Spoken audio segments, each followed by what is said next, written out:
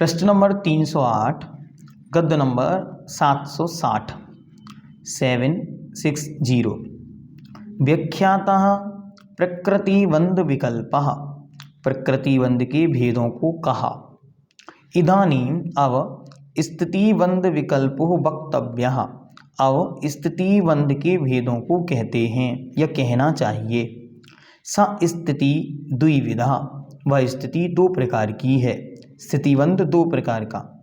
उत्कृष्टा जगन्या च उत्कृष्ट और जगन्य के भेद से स्थिति दो प्रकार की है।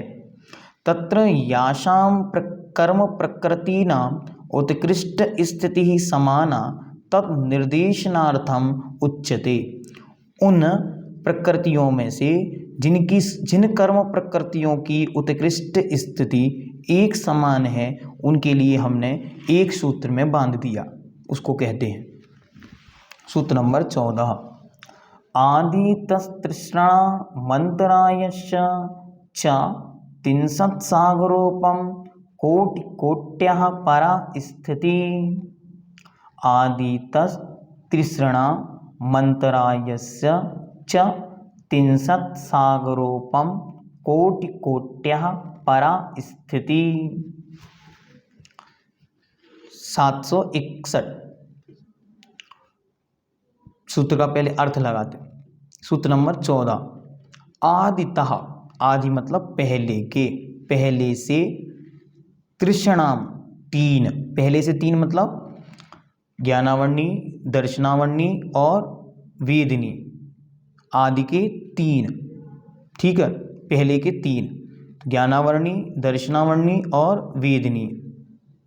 फिर और च अंतरायस्य और अंतराय कर्म का, और अंतराय का त्रिंशत् सागरोपम कोट्यः परा स्थिति।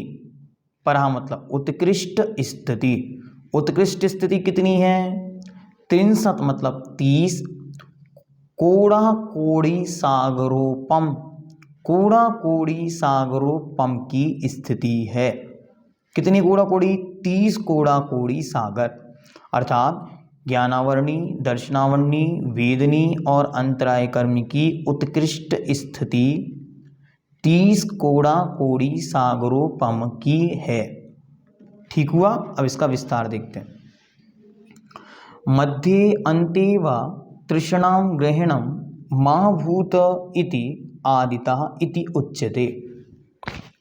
आचार्य कहते हैं एक शब्द का महत्व है, तो यहाँ प्रश्न नहीं कराया, सामान्य से आचार्य ने स्वयं कहा। क्या कहा? कि मध्य बीच के, अंते अंत के कोई तीन ग्रहण ना हो जाएं, इसलिए हमने आदितः शब्द दिया। आदितः मतलब पहले के तीन।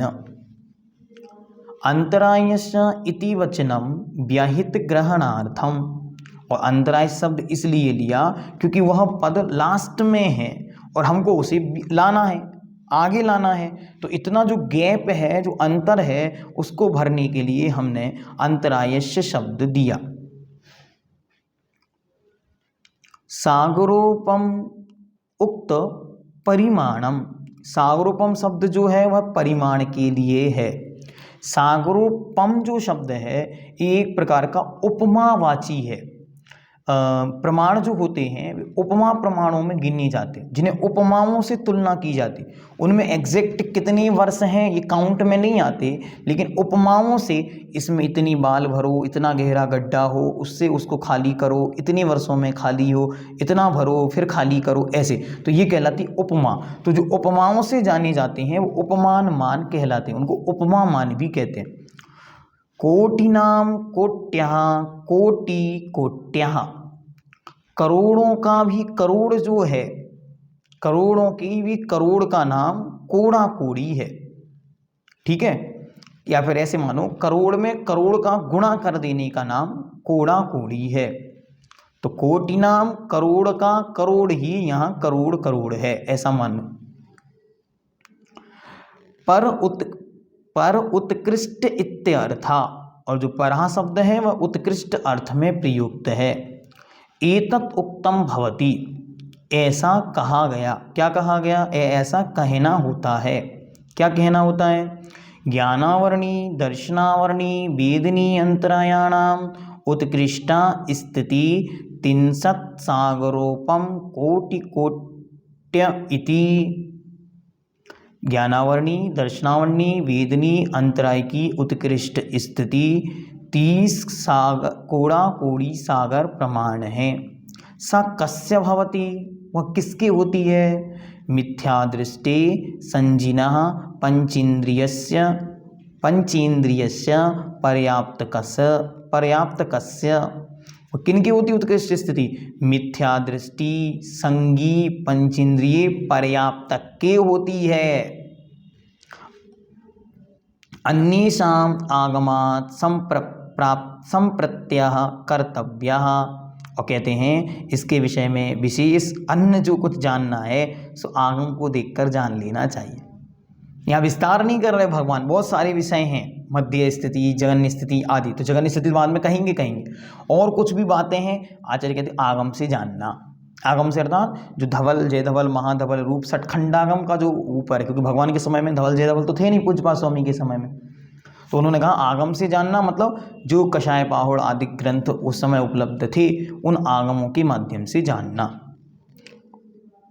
फिर आगे कहते हैं 762 नंबर, मोहिनीयस्य उत्कृष्ट स्थिति प्रतिपत्त्यार्थम आह। मोहिनी कर्म की उत्कृष्ट स्थिति को बतलाते। 4 कर्मों की हो गई, फिर 5वां कर्म सप्ततिर्मोहनीयस्य। मोहिनी कर्म की उत्कृष्ट स्थिति 70 कोड़ा-कोड़ी सागरोपम है।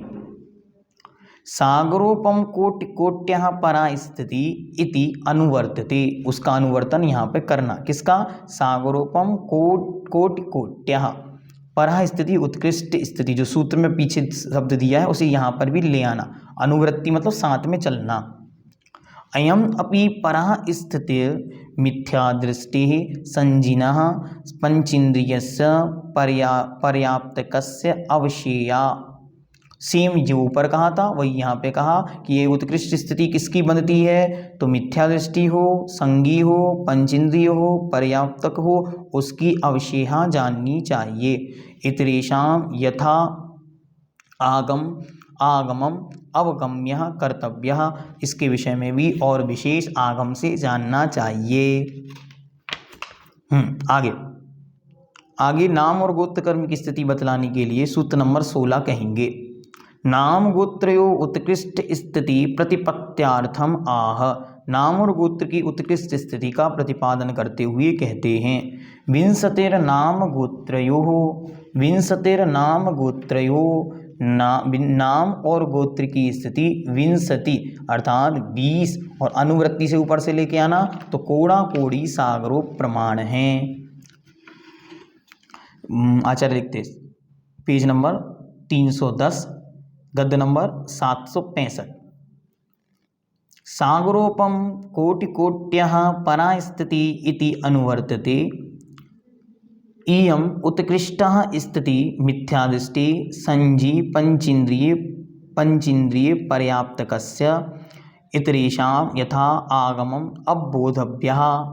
सेम जो बात वहाँ कही थी वही यहाँ पर कही, उनकी अनुवृत्ति ले आना। यहाँ पर उत्कृष्ट स्थिति मिथ्यादृष्टि संगी पंचेन्द्रिय पर्याप्तक की होती है और बाकी विषय आगम से जानना।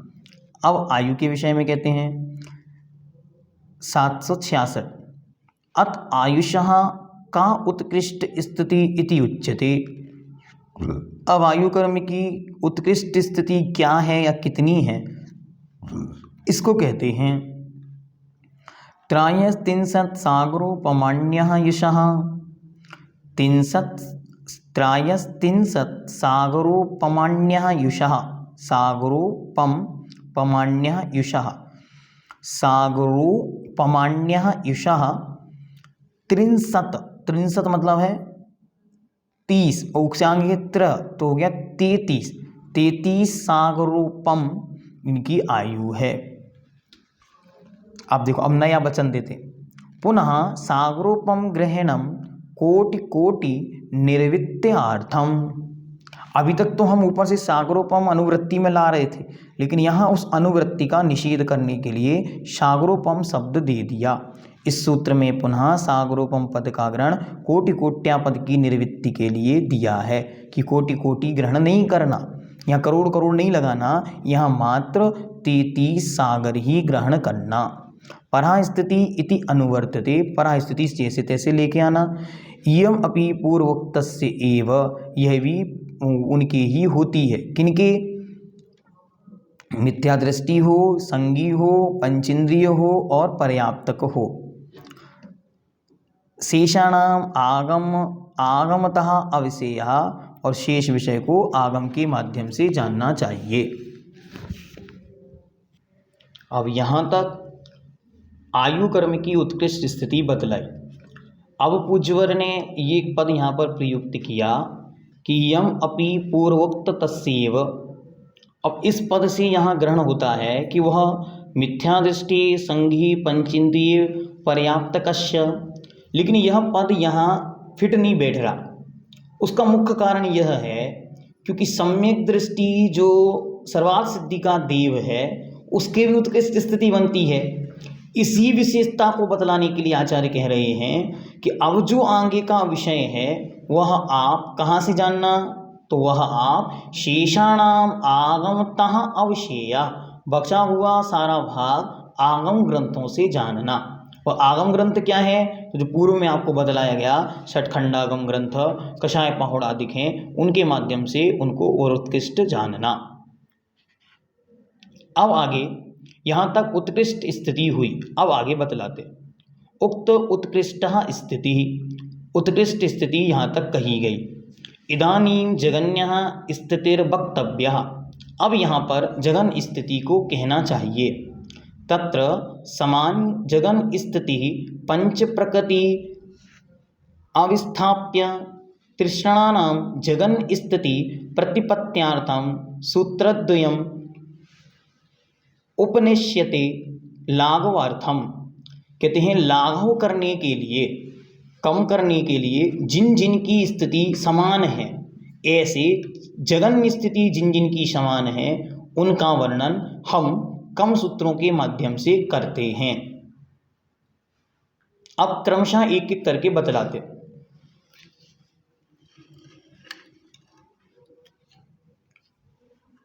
सामान्य प्रकृति वाली कौन कौन से? 5।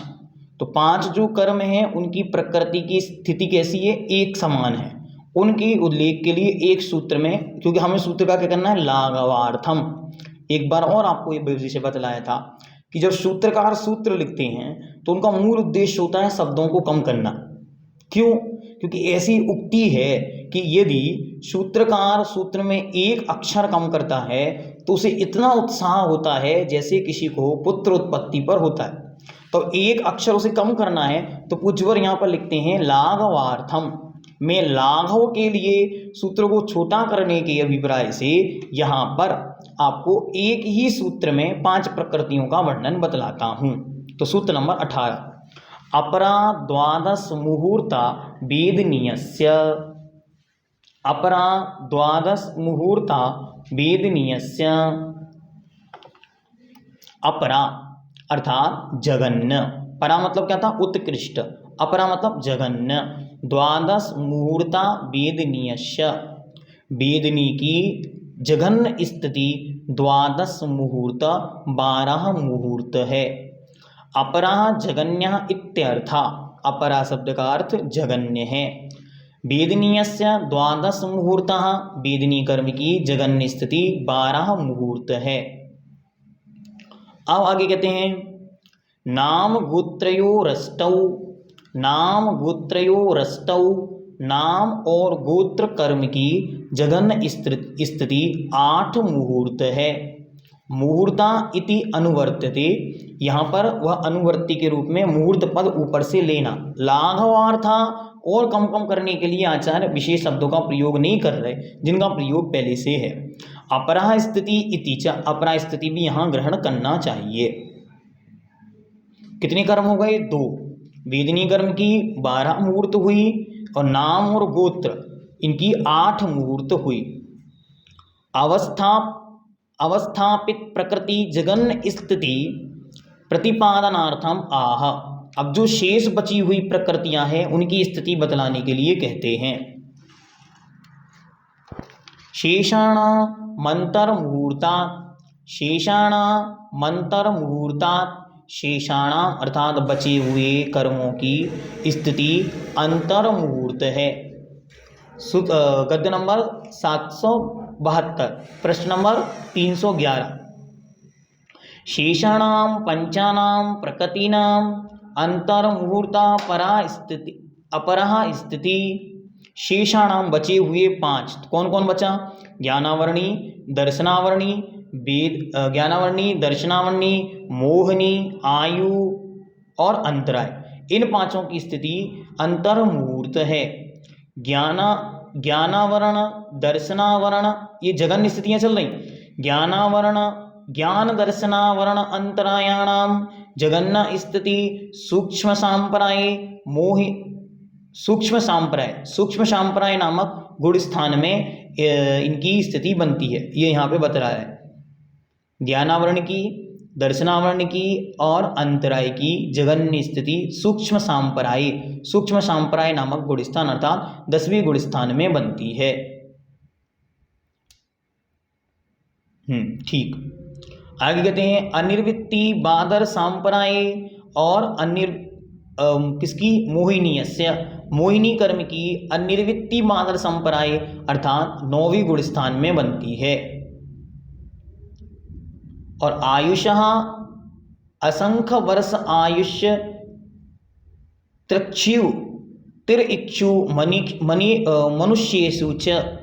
और आयु की किनकी बनती है? आयु की जगन्य स्थिति संख्यात वर्ष की आयु वाले त्रियंच और मनुष्यों के प्राप्त होती है। संख्यात वर्ष के आयुष्य वाले मतलब भोग भूमियां मनुष्यों के, क्योंकि कर्म भूमि मनुष्यों के, क्योंकि भोग भूमि मनुष्य जो होते हैं वे तो असंख्यात वर्ष आयुष्क होते। अगर आपको याद हो अध्याय नंबर 2 का सूत्र नंबर 53, तो वहां पे स्पष्ट रूप से उनको असंख्यात वर्ष का आयुष्क बताया। तो यहाँ तो क्या दिया जा रहा है? पद ही दे दिया, संख्येय वर्ष आयुषु। जो संख्येय वर्ष वाले हैं मतलब कर्म भूमि मनुष्योत्तरेंचों के अंतर मुहूर्त आयु, जगन्य आयु होती है या हो सकती है। इस प्रकार ये आपको 8 कर्मों की स्थिति बंध का उत्कृष्ट और जगन्य के भेद से वर्णन किया गया। आचार्य ने एक पद अच्छी तरह दे दिया कि जहाँ आपको जो शेष रहा सो इतरेषाम यथा आगम अवबोधव्या। अब इसे आप आगम के माध्यम से जान लेना चाहिए। शेषाणाम आगमतः अवसेया, जो कुछ बचा उसे आगम से जान लेना चाहिए।